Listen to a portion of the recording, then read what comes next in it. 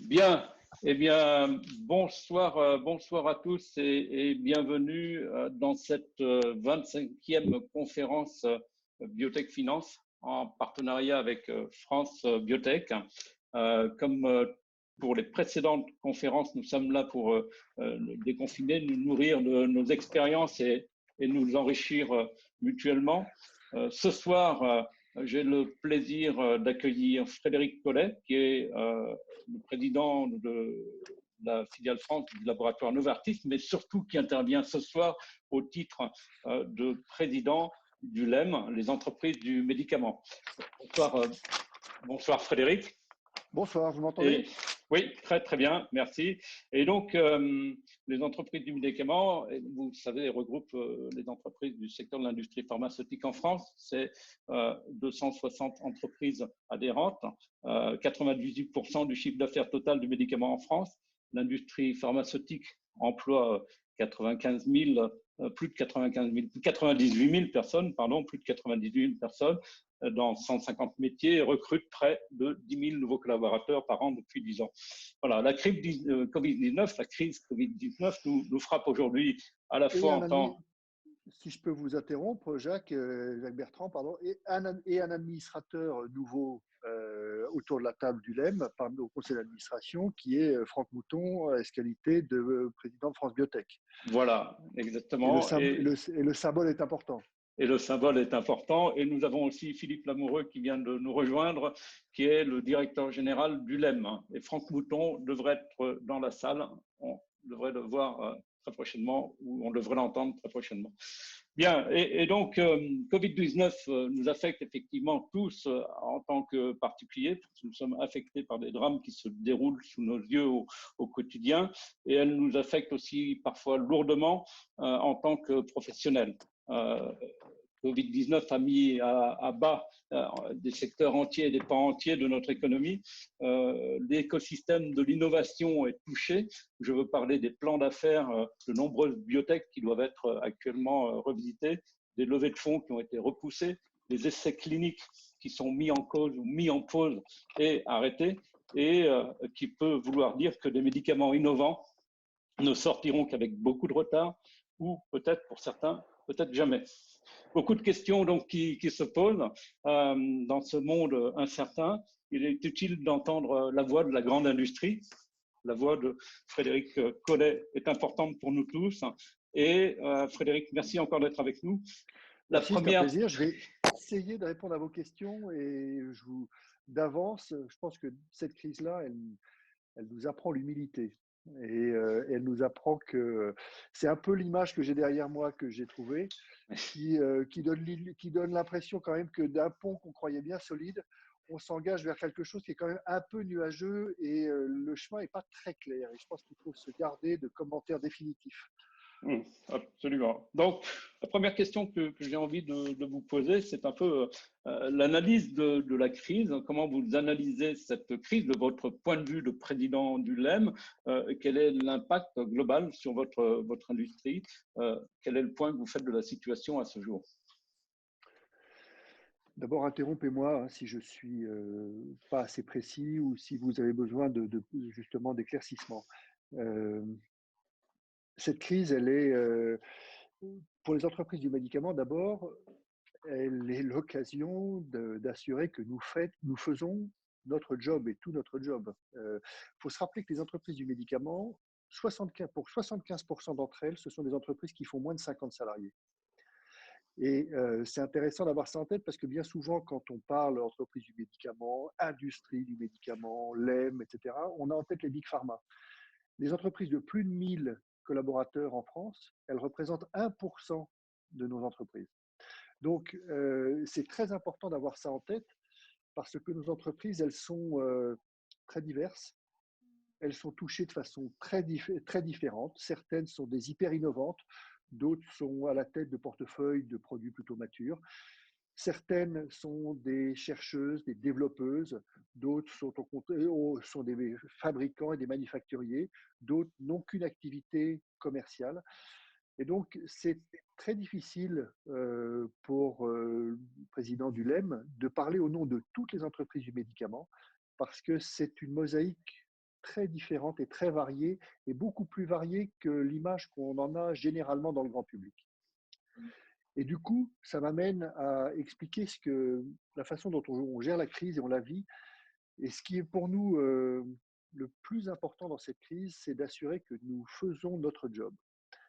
Et quand je dis que nous faisons notre job, c'est quoi ce qui est attendu de nous?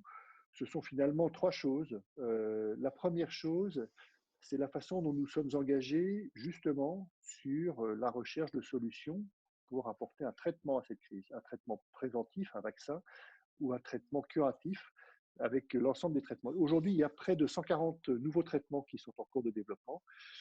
Et on pourrait dire 50% d'entre eux sont des traitements existants, 50% d'entre eux sont des traitements nouveaux. Et nos entreprises, elles sont mobilisées sur la recherche. Alors, elles le sont de façon très différente. Elles le sont parfois en regardant dans leur portefeuille de molécules celles qui pourraient effectivement répondre à la crise et aux besoins de traitement sur ce virus.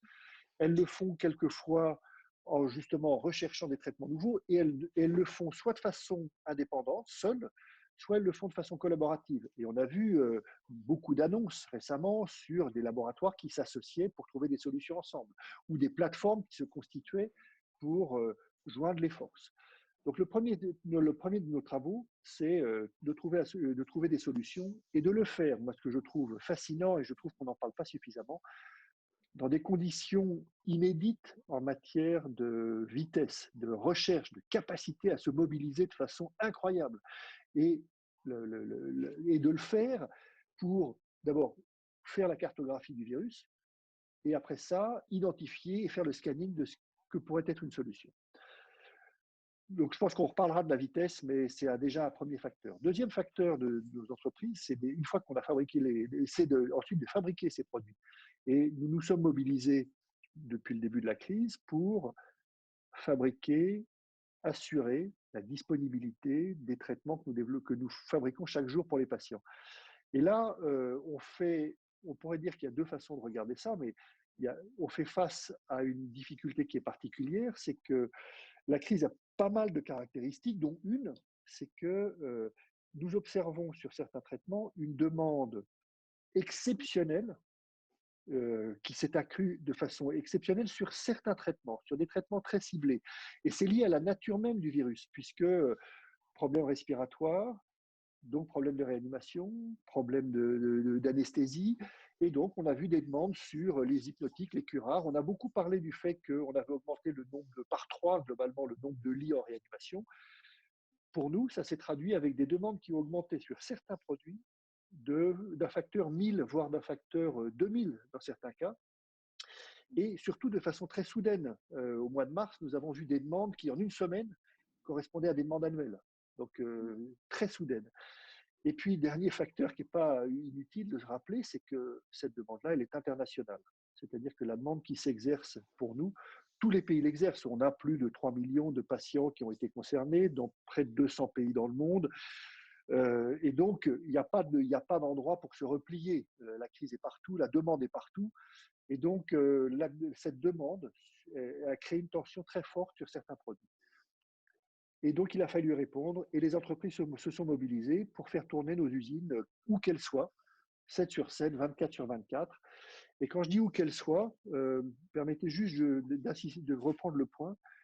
Ce qui est intéressant, c'est de voir que la question de la dépendance sanitaire, elle est beaucoup apparue dans ces crises, et je suis sûr que vous aurez des questions et qu'on en parlera.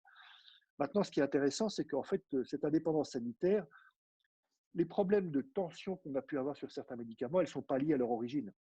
Ce n'est pas parce que les médicaments sont fabriqués en Chine, à Nevers ou à San Francisco que la tension est plus aiguë. La tension, elle est partout.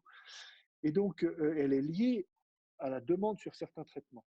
Pour autant, la question de la dépendance sanitaire est très importante, et elle est apparue plus forte encore au début de la crise, parce qu'on s'est dit, si la Chine arrête de produire, alors là, on va vraiment être dans une situation très délicate. Mais je pense qu'on en reparlera. Bon, le troisième métier, c'est donc d'assurer la supply et en particulier la disponibilité des traitements. Et on a eu des ruptures, un chiffre que j'ai vu il n'y a pas très longtemps, au moment où la tension était probablement la plus forte, un niveau de rupture de 2% sur l'ensemble de la pharmacopée, ce qui est finalement pas énorme. Et puis le dernier sujet qui est important, c'est que nous sommes également là pour assurer le bon usage du médicament et en particulier sur les traitements les plus innovants. Et nous savons que nous sommes devant une vague de traitements innovants très importante. Et le métier de nos entreprises est d'assurer le bon usage du médicament, ce que nous faisons en présentiel quelquefois, ce que nous faisons maintenant à distance. Et derrière le bon usage, j'ai envie de rappeler, notamment sur la partie, plus sur la partie développement, mais que nous avons cherché à maintenir nos essais cliniques au maximum. Pas d'en engager de nouveaux, mais de maintenir ce qui était là, parce qu'ils font aussi partie de l'arsenal thérapeutique. Et les patients qui sont engagés dans ces essais doivent continuer de les faire. Et je vous partage une petite expérience pour conclure très personnelle. Il m'a semblé que c'était justement sur les essais cliniques qu'il était le plus difficile de travailler à distance. Parce que la présence sur les centres, auprès des professionnels de santé, parfois à proximité des patients, était absolument essentielle. Donc voilà, la réponse dans cette crise, une longue réponse à une courte question, mais c'est faire notre job, tout notre job, et à travers tous nos métiers qui sont variés, et le faire avec une certaine discrétion. On a beaucoup félicité tous les métiers. Euh, Pas entendu beaucoup d'émotions sur la façon dont les entreprises du médicament assuraient le leur, mais ce n'est pas très grave. Je pense que l'important, c'est de l'avoir fait comme ça. Euh, Vous l'évoquiez dans votre intervention, la question de la souveraineté revient quotidiennement sur le devant de la scène. Cette souveraineté, quelle stratégie pensez-vous, quels sont les choix acceptables dans le futur? Parce que ce n'est pas une question très, très simple. Non. D'abord, pour moi, la question de la souveraineté, il faut commencer par la serrer un peu, savoir de quoi on parle. La question de la souveraineté, elle va d'abord concerner certains produits, parce que on peut être dépendant ou indépendant sur certains produits et moins sur d'autres. Et la deuxième chose, c'est à quelle souveraineté, pourquoi? Parce que certains pays fermeraient leurs frontières pour des raisons politiques, parce que certains pays seraient en incapacité de produire, parce qu'ils feraient face à une difficulté locale multiple. Donc, il faut commencer par serrer le problème, et pour moi, il faut identifier les produits sur lesquels nous voulons être souverains et les produits sur lesquels il est important que nous soyons indépendants. Et après ça, pour reconstruire cette souveraineté, je pense qu'il faut se poser deux questions. Il y a la question de se dire, pour assurer cette souveraineté et avoir en particulier la capacité de développer ces traitements, il faut prendre la chaîne dans son ensemble. C'est-à-dire que l'erreur est de se dire, quand on parle de souveraineté, c'est un problème industriel. Donc, reconstruisons des sites industriels. Je ne pense pas que ce soit la bonne question. Je pense que la bonne question est de se dire, la souveraineté, elle passe par la cohérence de l'ensemble de la chaîne de développement, du cycle de vie, de fabrication du médicament. Ça commence avec l'attractivité en matière de recherche, et c'est ce que vous vivez, vos entreprises vivent tous les jours, en particulier dans un pays comme la France où on a un terreau très fertile en matière de recherche privée et de recherche publique. Comment est-ce qu'on fait travailler ces deux, j'ai envie de dire, ces deux poumons ensemble? Deuxième, c'est sur la partie de développement. Comment est-ce que nous redonnons de l'attractivité en matière d'essais cliniques? Et nous savons que nous avons perdu du terrain sur ce sujet-là.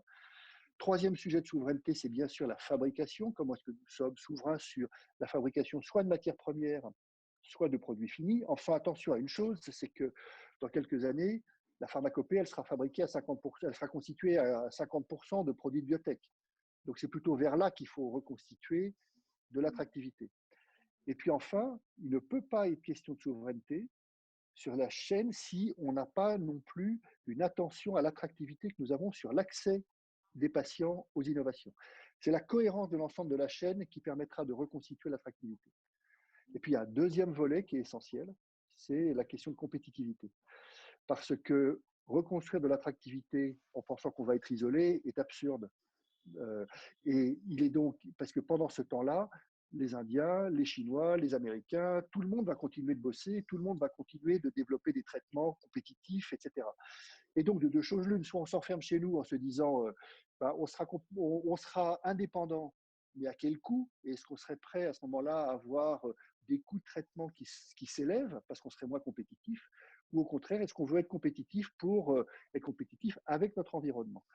Et là, pour conclure, c'est intéressant parce que, notamment sur le domaine industriel, quand on interroge les spécialistes de cette question de compétitivité, ils disent finalement on peut être très compétitif en matière de productivité. Euh, on est capable en France, et on sait, on le voit dans d'autres secteurs industriels, d'être capable d'être compétitif dans ce domaine. Il y a deux sujets sur lesquels on a beaucoup plus de mal à l'être. Enfin, on pourrait dire trois sujets. Il y a un sujet en termes de processus administratif sur lequel on a quand même un génie très particulier. On a un deuxième sujet qui est sur les normes environnementales, dans lequel on s'impose des règles que d'autres n'ont pas, probablement à raison. Et puis, on a un troisième sujet qui sont les normes sociales que d'autres pays n'ont pas ou pas de la même façon. Et donc, voilà pour moi trois sujets qu'il faut également avoir dans notre radar. Bien, merci pour cette réponse. Alors, j'ai beaucoup d'autres questions, mais je crois que l'impératif, c'est de laisser la salle échanger avec vous et les participants à cette conférence, parce qu'il y a beaucoup de professionnels. J'ai vu que je suis désolé, j'ai été trop long, mais je peux faire des réponses beaucoup plus courtes. Non, non, c'est très bien, c'est très circonstancié. J'ai vu que Franck Mouton nous avait rejoint. Franck Mouton, le président de France Biotech, avec lequel nous faisons ces conférences. Donc, maintenant, je vous laisse vraiment la première question, parce que je crois que vous avez tous des questions très riches à poser. Allez-y, présentez-vous avant, présentez votre société et posez vos questions.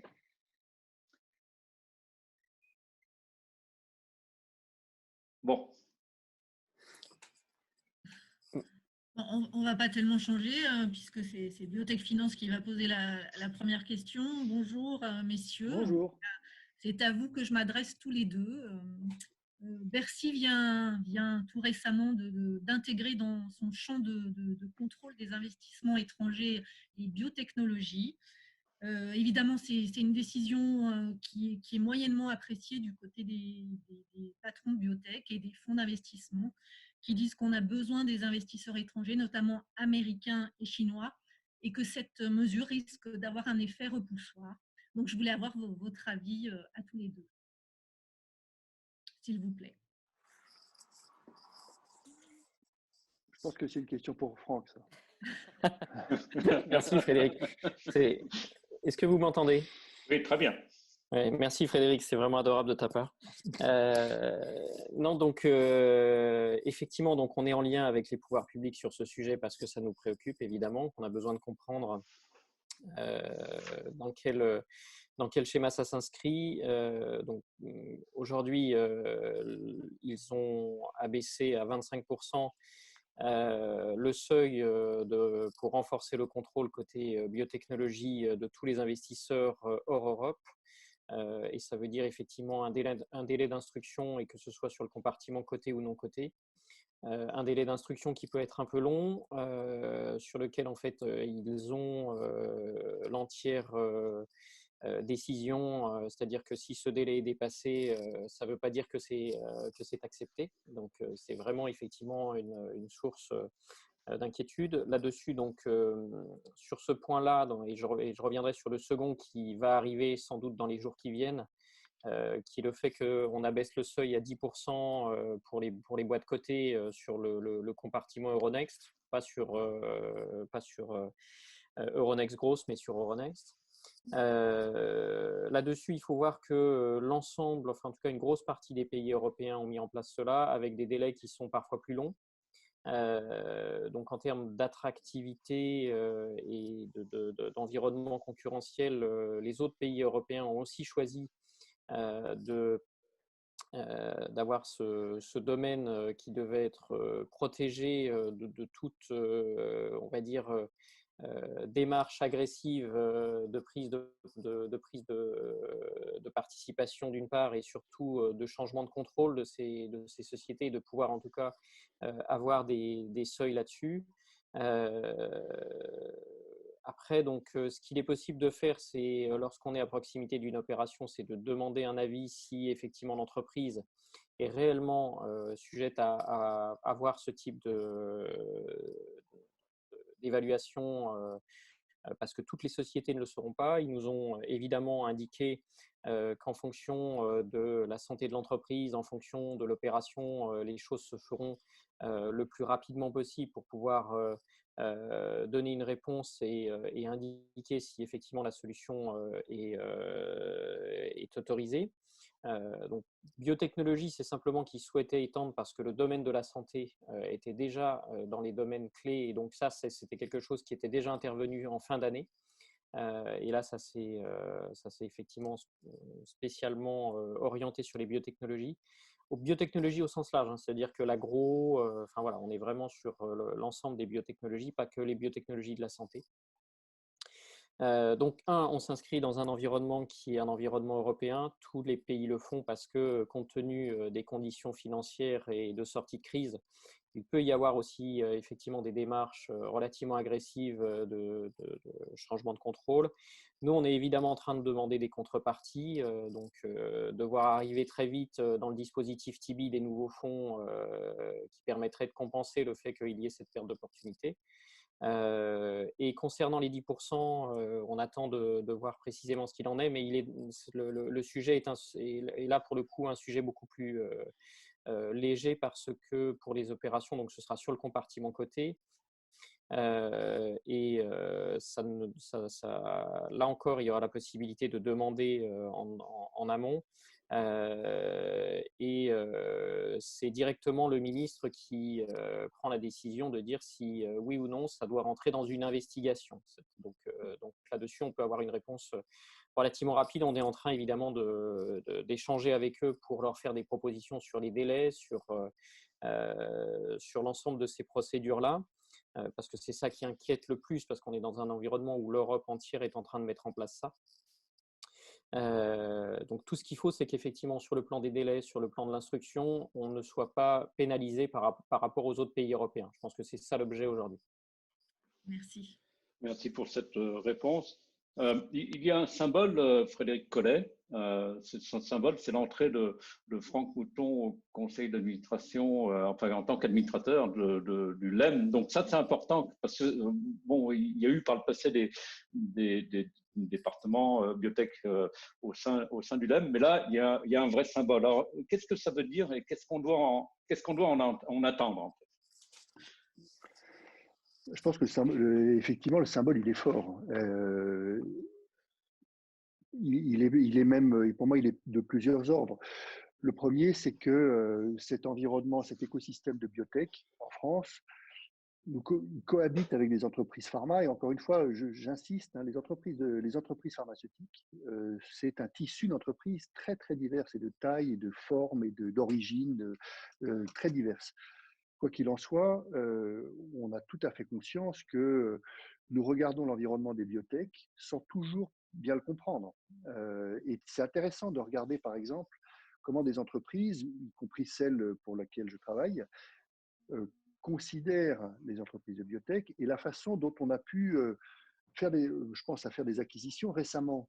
Et ça montre à quel point notre état d'esprit a changé dans un certain nombre d'aires thérapeutiques, je pense dans les thérapies géniques, dans certains produits de biotech.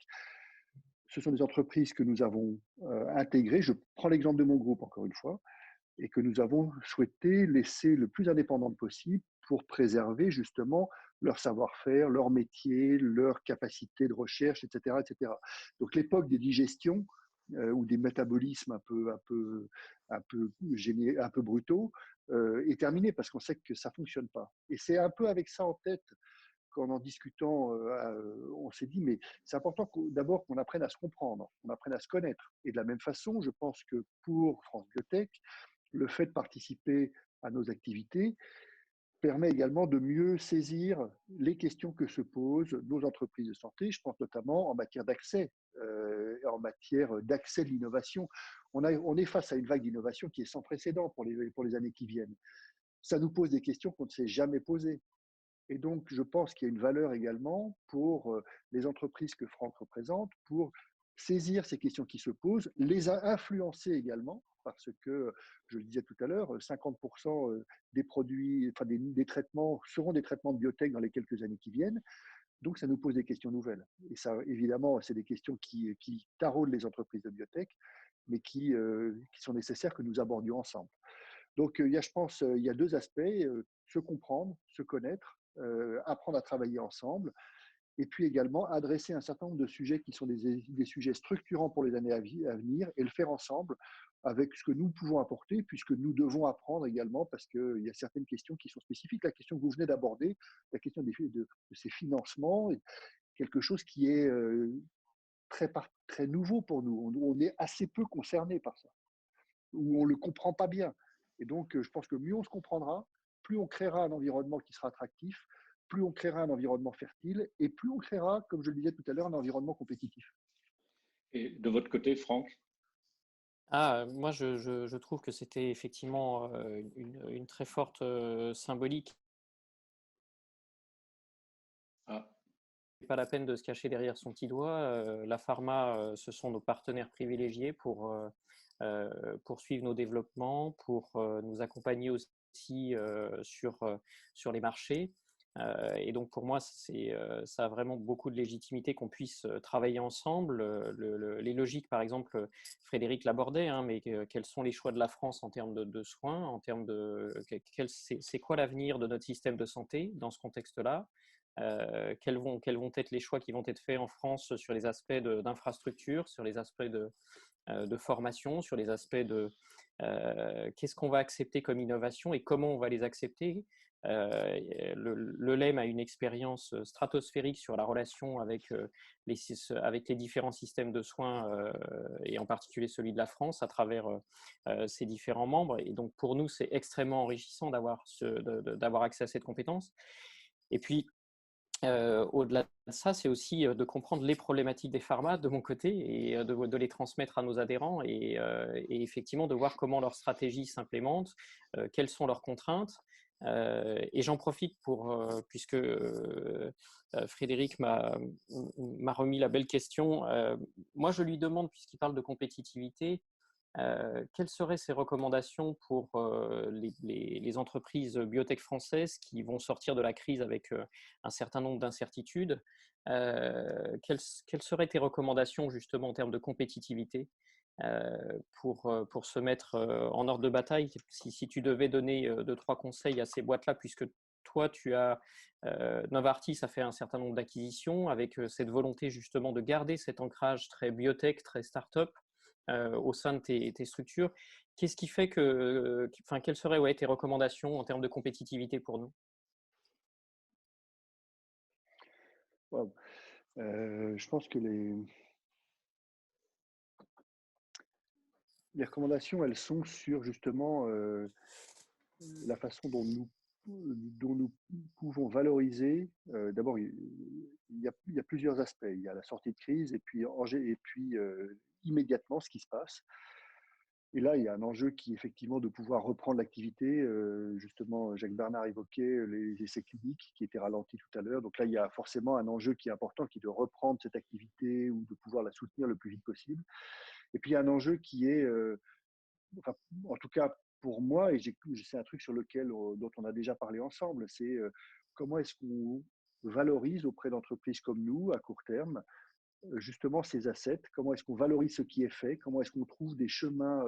Et aujourd'hui, il y a plusieurs chemins possibles de collaboration, des collaborations de recherche, des collaborations de développement, des collaborations quelquefois de commercialisation, quelquefois des commercialisations qui vont plus loin encore.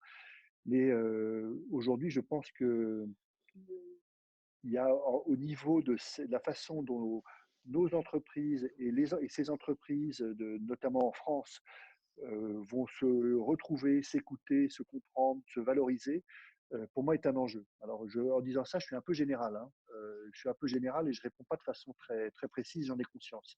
Mais pour moi, je pense que la sortie de crise passera par la façon dont on saura valoriser les assets que vous avez, que vous développez aujourd'hui. Et je pense que peut-être que il y a une façon de travailler ensemble autour de ce sujet-là.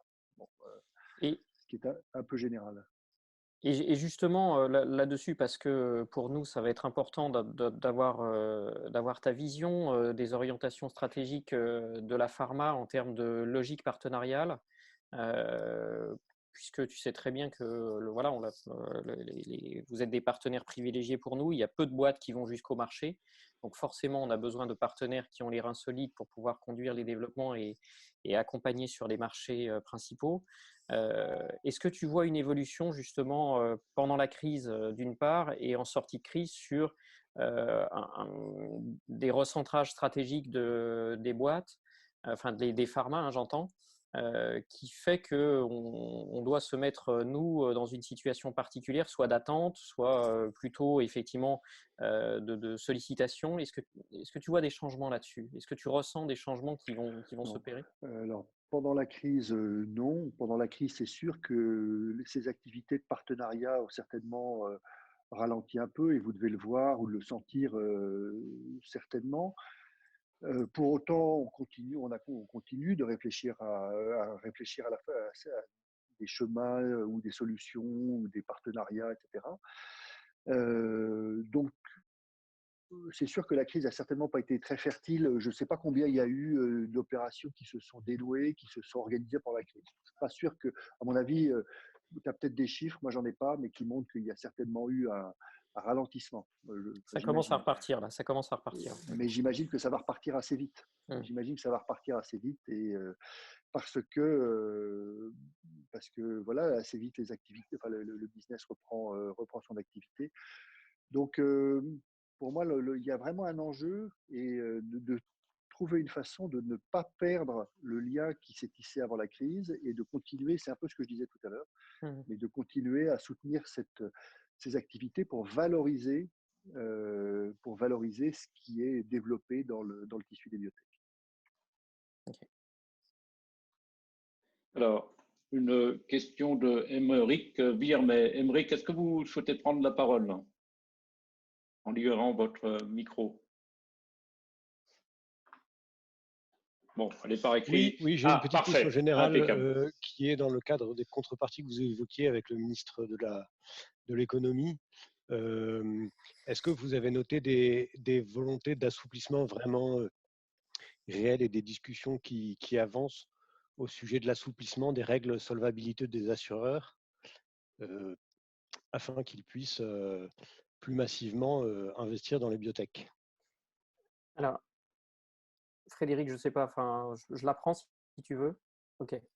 Donc effectivement, les pouvoirs publics nous ont mis, France Biotech en discussion directement avec la Fédération française des assureurs, puisqu'il a été question, au-delà du processus TIBI que vous connaissez peut-être, on en avait déjà parlé sur un des webinaires, qui est donc ces 6,2 milliards qui ont été collectés auprès des systèmes assurantiels pour avoir la capacité d'investir dans des équipes de gestion late stage. Premier fonds était passé justement sur le webinaire de Jacques Bernard, qui était le fonds JITO de Raphaël Torjman. Il y en a d'autres qui vont être annoncés dans les jours qui viennent et dont certains en santé. Donc c'est un très bon signal. Il est prévu de la part en dehors de cela, il est prévu de la part de la Fédération française des assurances de mettre à contribution 600 millions d'investissements dans le domaine de la santé. Alors, ce n'est pas que dans le domaine de la biotech. Et c'est pour ça que c'est intéressant qu'on soit directement en lien, parce qu'ils nous demandent de les accompagner dans leur réflexion stratégique, des orientations de ces financements qui iront dans tous les domaines de la santé, que ça ira de la prévoyance jusqu'à la biotech dure, etc. Mais quoi qu'il en soit, aujourd'hui, la seule chose que je peux vous dire, c'est qu'il est prévu pour cette année de libérer 600 millions. Donc, je pourrais vous en dire au fur et à mesure quand on va avancer avec eux sur les grandes orientations. Ils souhaitent être réellement partie prenante. Donc, ils ont une vraie volonté d'avoir une impulsion forte sur les choix qu'ils font d'investissement. Mais voilà, je ne sais pas si ça répond à vos questions sur le fait qu'effectivement, en plus de cela, 600 millions sont prévus cette année. On attend avec impatience le nom des fonds et les montants dont tu viens de parler. Oui, tout à fait. Une question d'actualité pour Frédéric Collet. Quelles sont les discussions actuelles avec le gouvernement quant au secteur pharma? De quoi parlez-vous et avec qui? C'est précis. Alors, c'est intéressant parce que pendant la crise, les travaux continuent. Et donc, on continue de travailler sur un certain nombre de sujets. On pourrait dire qu'on a finalement, on pourrait dire qu'on a 3 gros chantiers pour l'instant. Enfin, on a un chantier qui est de boucler ce qu'on appelle le Conseil stratégique des industries de santé. Donc, disons une quarantaine de mesures qui sont structurantes pour notre environnement de santé. Et parmi ces mesures, il y en a une qui nous tient particulièrement à cœur et qui est importante également pour vous, c'est ce qu'on appelle les ATU et donc l'accès au traitement anticipé. Hein, d'une certaine façon, les mécanismes d'early access. C'est un mécanisme qui a perdu pas mal d'attractivité en France dans les dernières années, qui s'est complexifié et qui a perdu ce qui en fait la singularité. Et donc, aujourd'hui, c'est une vraie priorité, d'autant plus que, encore une fois, comme je le disais tout à l'heure, on voit arriver une vague d'innovation. Je ne suis pas sûr qu'elle soit bien saisie, bien anticipée, et qu'on arrive à avoir la bonne focale pour la prendre, dans son ensemble. Donc, vraiment, au-delà du fait de finir le CSIS, il y a un sujet un peu essentiel qui est de l'accès à l'innovation. Et puis l'autre grand sujet, c'est peut-être moins sexy, mais absolument fondamental, qui est ce qu'on appelle l'accord cadre. L'accord cadre, c'est cet accord conventionnel qui régit les relations entre les entreprises du médicament et les autorités, et en particulier, il est signé par le CEPS, donc le Conseil économique des produits de santé, le Comité économique des produits de santé. Et cet accord permet par voie conventionnelle de convenir d'un certain nombre de règles, de pratiques qui peuvent concerner l'accès à l'innovation, qui peuvent concerner un certain nombre de sujets qui sont critiques pour nous. Et donc nous sommes aujourd'hui dans cette période qui se bouclera et sur lequel nous sommes en plein chantier pour l'instant. Et donc voilà. Et en parallèle de ça, assez vite, nous travaillerons sur le prochain CSIS. Et dans le prochain CSIS, on peut imaginer qu'on voit poindre des éléments qui sont des éléments liés aux enseignements de la crise. Je pense à l'indépendance sanitaire, avec un volet industriel, mais j'insiste beaucoup, pas que industriel. La data et le digital doivent y prendre une part importante également. Et puis également, toujours ce volet sur l'accès à l'innovation qui sera essentiel, et sur tout ce qu'on apprend aujourd'hui dans le cadre de cette crise, et notamment sur l'attractivité de la France. Et à cet égard, dans toutes les discussions qu'on a, on peut mesurer l'écoute, l'attention qu'il peut y avoir sur le secteur des biotech au plus haut niveau de l'État. Et Franck le sait bien, mais vraiment, il y a une écoute et une reconnaissance qui est quand même très, très singulière sur ce secteur. Et c'est intéressant parce que on pourrait se dire dans le cadre du post-Covid que nos entreprises, elles vont avoir à jouer 2 rôles. Elles jouent un rôle dans la façon dont on va repenser le système de santé pour permettre in fine aux patients et à tous les patients en France, parce que c'est notre contrat social, mais d'avoir accès aux traitements innovants dans les meilleures conditions et dans des conditions équitables en matière de timing, en matière de qualité, où qu'il soit. Donc il y a vraiment cette question absolument essentielle qui se pose. Et puis il y a une deuxième question. Excusez-moi, j'ai perdu le fil sur cette question sur cette question d'accès à l'innovation. Et le deuxième facteur, sur lequel nos entreprises ont un rôle essentiel, c'est que si les petites entreprises auront souffert de cette crise, certainement, et le fameux tissu des 75% des entreprises de moins de 50 personnes, en revanche, on l'a vu récemment, les grosses entreprises, les fameuses Big Pharma, publient leurs résultats du premier trimestre pour l'instant, et globalement, on voit qu'elles seront parmi les secteurs économiques qui seront probablement moins affectés, ce qui fait que nous avons aussi une responsabilité dans cette relance. Or, dans cette relance, dans cette reprise économique, nous présentons des arguments qui sont quand même singuliers et forts. D'abord, nous sommes un secteur fortement attractif et compétitif par la nature même des produits. Je pense notamment aux produits biotech, je pense à la data et au digital, je pense à tous ces secteurs fortement attractifs. Nous sommes un secteur qui est également promoteur ou développeur d'emplois qualifiés. Nous sommes un secteur fortement exportateur et les entreprises de santé sont le 4e secteur exportateur en France. Et puis, le 4e facteur qui est important pour nos autorités, c'est que nous sommes un facteur qui est également pourvoyeur d'emplois et d'emplois en région. Et on a aussi entendu ce qui s'était passé en 2019. Et cet aspect-là, il est critique. Donc, je pense qu'il faut avoir en tête en sortie de crise et au moment où on est justement en train de travailler sur ces sujets sur lesquels vous m'interrogez, et d'avoir en tête que nous avons peut-être 2 responsabilités. Une première responsabilité sur la façon dont on redessine notre environnement de santé avec ses focus sur l'accès aux patients à l'innovation, et un deuxième sur notre rôle en tant qu'acteur économique. Merci pour cette réponse. Qui souhaite poser une question dans la salle?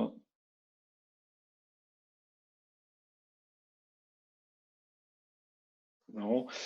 Eh bien, j'en ai. Ah, Franck. Oui. Oui, il est question justement que cette période soit une période entre guillemets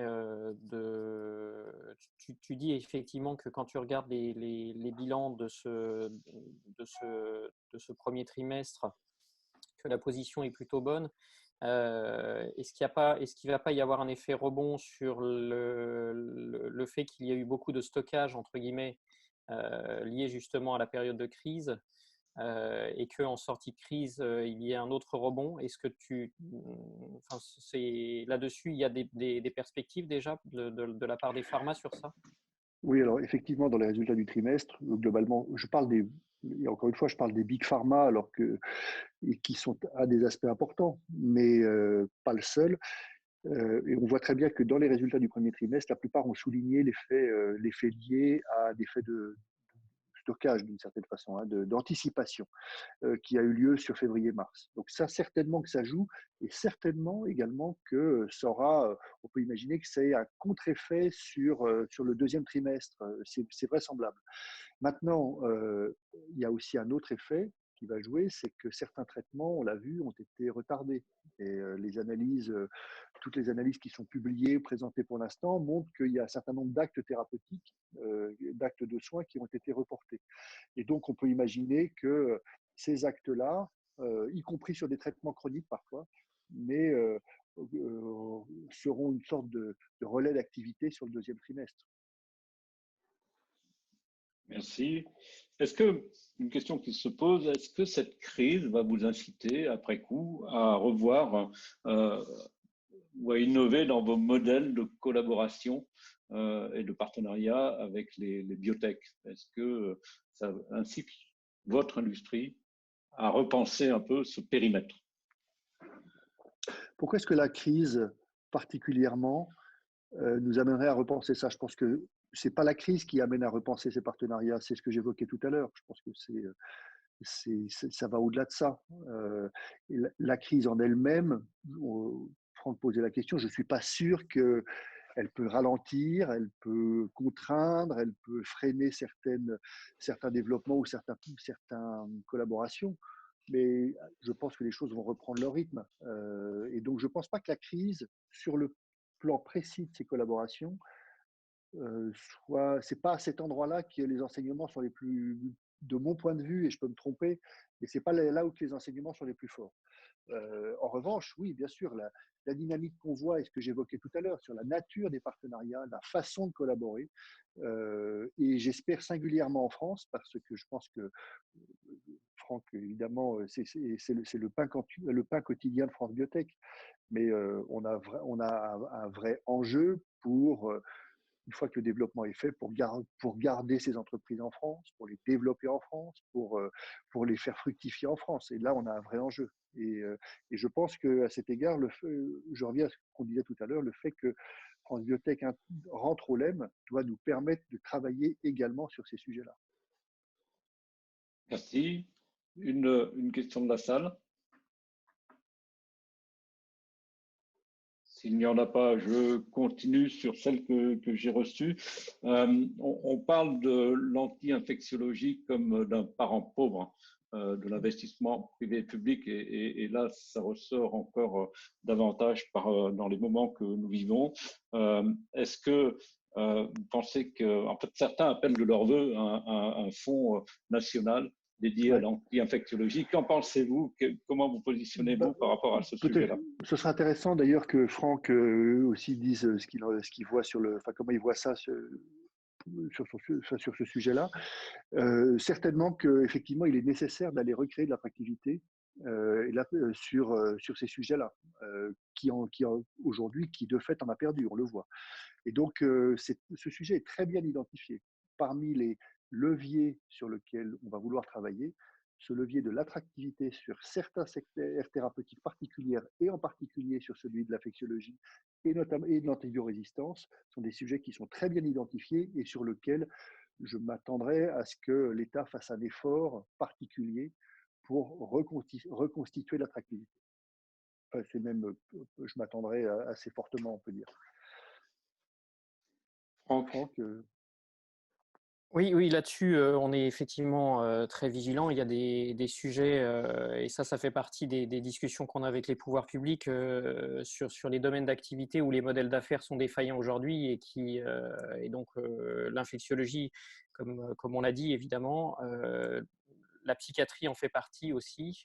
Ce sont des domaines qui, malheureusement, sont aujourd'hui le parent pauvre en termes de partenaires financiers pour venir conduire nos développements. Donc, c'est effectivement important que dans les discussions qu'on a avec le LEM, que ces domaines continuent à être soutenus, alors même qu'on peut le voir dans une crise comme celle-là, l'importance que ça peut avoir d'avoir une veille sanitaire technologique.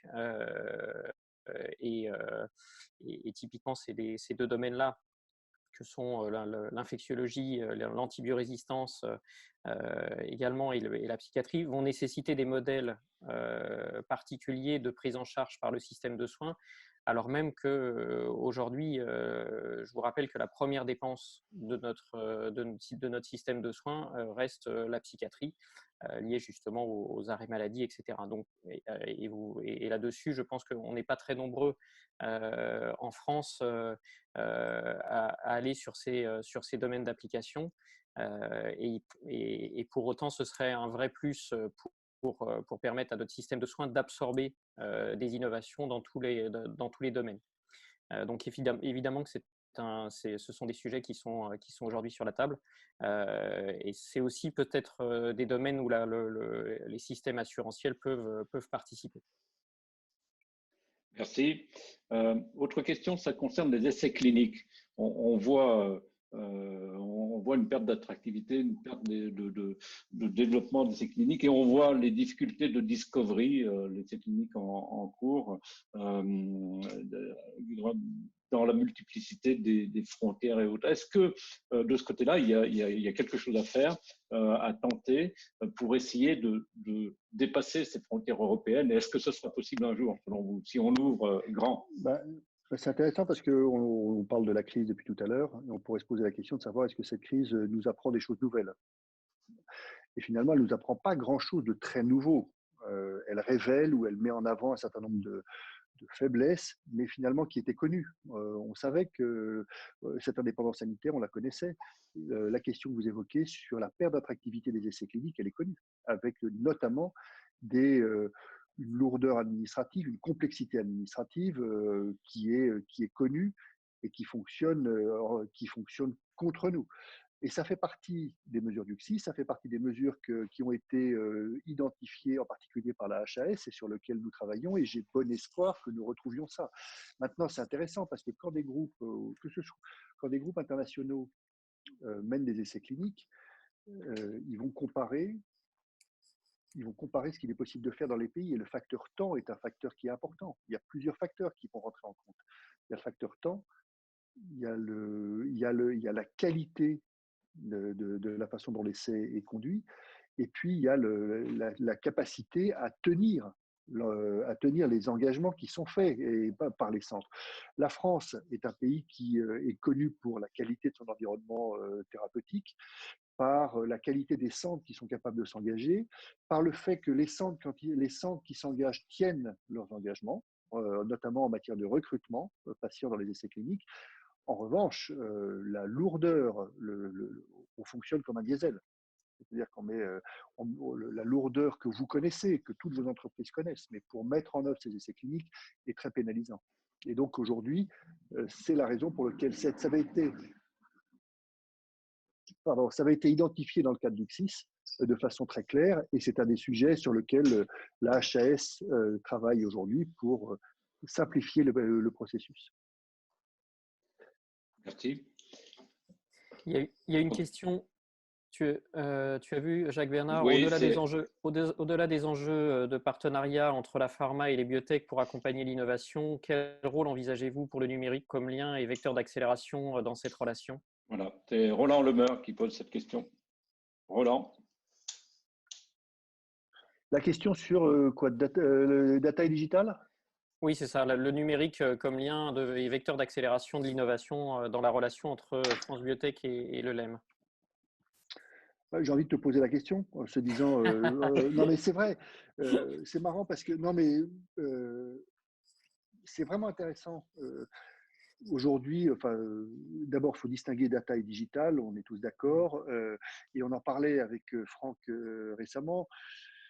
La crise est là, pour le coup, elle a peut-être un effet de booster et de révélateur pour l'instant, parce que on sait, et la plateforme qui a été la plateforme, le collectif que vous avez, que Franck a contribué à créer avec Énergie, a permis deux choses. D'une part, de mobiliser les entreprises, les laboratoires pharmaceutiques sur ces sujets du digital, encore plus qu'ils l'étaient avant, parce que des solutions vont passer là. Et puis par ailleurs, de valoriser également notamment le Health Data Hub et de valoriser cet écosystème de données que nous avons en France. Et donc, je pense que la crise a contribué à ça. Je pense que clairement, elle fait, ce qu'on disait avec Franck récemment, elle fait faire une mise à niveau, c'est-à-dire que tous les acteurs, tout ou prou, sont en train de monter en puissance sérieusement sur le sujet. Et donc, je pense que ça va certainement donner un énorme coup de boost à notre environnement. Ce qu'il faudrait, c'est que ça donne un coup de boost, un peu comme dans le domaine des biotech, et que ce que nous sommes capables de développer en France, que nous sommes capables de créer comme environnement, reste là, et qu'on soit capable de le valoriser jusqu'à des stades matures. Et je pense que là, il y a des questions qui sont similaires entre les deux écosystèmes. Maintenant, est-ce que je pense que c'est un sujet sur lequel je ne sais pas si on fait vraiment la distinction entre les entreprises de biotech et les entreprises pharma classiques sur ce sujet-là. Je pense que tout le monde est dans la même dynamique et je ne vois pas de grosse différence. Franck, tu vois peut-être les choses différemment. Non, non, pas du tout. Juste pour ceux qui ne sont pas au courant, effectivement, France Biotech a initié avec MedTech in France, France Digital, puis ensuite AstraZeneca, une coalition on en parlera sur un prochain webinaire, mais qui en fait est là pour apporter des solutions au système de soins pour permettre aux patients atteints de maladies chroniques de ne pas avoir de perte d'opportunité d'être pris en charge pendant cette période-là. Et évidemment, et cette plateforme, en fait, elle consiste à assembler des utilisateurs qui sont dans le parcours de soins, que ce soit les aidants, les patients, les soignants, et de l'autre côté, des innovateurs qui proposent des solutions. Et au milieu, ce que j'ai trouvé remarquable, c'est qu'en quelques jours, et je dois remercier Frédéric et Philippe qui sont ce soir avec nous parce qu'ils m'ont considérablement aidé à faire en sorte que cette coalition se mette en place avec une quarantaine d'acteurs et évidemment beaucoup de pharma qui ont d'abord mis des gens pour pouvoir évaluer les projets et tout leur réseau en place et qui ont également de façon solidaire souhaité mettre de l'argent pour ces entreprises qui vont proposer des solutions à notre système de soins. Et c'est encore en cours, on en parlera, je crois que c'est la semaine prochaine, hein, et c'est évidemment, et je trouve que ce qui est génial, c'est que, y compris pour France Biotech, c'est que ça nous a donné un lien très fort avec les acteurs du digital, et de voir effectivement qu'il y a beaucoup de choses qu'on peut faire ensemble parce que le sujet qui nous rassemble, c'est le parcours de soins. Frédéric l'a dit, hein, c'est vraiment quelque chose qui est extrêmement important et de bien comprendre les parcours de soins, que ce soit à travers ces outils du digital ou que ce soit à travers le Health Data Hub. C'est quelque chose qui va être extrêmement précieux dans le positionnement stratégique de nos entreprises, y compris pour créer de la valeur pour nos futurs partenaires et de la valeur par conséquent sur les accords industriels qu'on pourra faire avec la pharma. Donc pour moi, c'est extrêmement précieux ce qu'on a pu mettre en place et je les remercie parce qu'ils ont contribué très fortement à ce que ça agrège tous ces acteurs. Et qu'aujourd'hui, on va continuer, je ne sais pas comment, mais j'y réfléchis. J'y réfléchis aussi avec Frédéric pour que cette coalition qui aujourd'hui s'inscrit dans une crise sanitaire s'inscrive dans une durée parce que c'est la première fois qu'on arrive à mettre ça à l'œuvre. Et de savoir effectivement comment on va pouvoir continuer parce que c'est extrêmement précieux, je pense, y compris pour la pharma, de pouvoir avoir un regard sur tout ce qui est innovation digitale en France parce que on a vraiment là-dessus des atouts énormes. Ce sont des outils qui doivent servir la biotech, la medtech, la pharma et effectivement, sachez que là aussi, le campus santé du Val-de-Grâce, qui va être très certainement une annonce de sortie de crise de la part d'Emmanuel Macron, qui est la création justement de cette vision digitale de la santé pour pouvoir prévoir un peu un certain nombre de choses et tirer profit de ce qui s'est passé pendant la crise. Va être à mon avis un énorme atout aussi pour nous en termes Frédéric l'a dit, hein, d'attractivité, mais aussi de compétitivité. C'est-à-dire que l'accès justement à cette connaissance du digital, à ces données de parcours de soins, vont pour nous être un atout très fort pour notre compétitivité vis-à-vis du reste des biotech dans le monde. Donc non, la question est très juste. Il y a une commission dédiée au LEM sur ces sujets et ils sont très très forts, ils sont très en avance. Donc il faut qu'on rattrape notre retard aussi. Et donc c'est pour ça que je vais faire je vais m'efforcer de récupérer le retard pour France Biotech là-dessus. Et c'est intéressant, juste, je bondis sur ce que tu dis. Le LEM a peut-être été bien inspiré. L'année dernière, on a revu notre fonctionnement, notre gouvernance, comme on dit, et nous avons créé en particulier 3 commissions. On a 9 commissions au LEM, donc c'est vraiment un peu les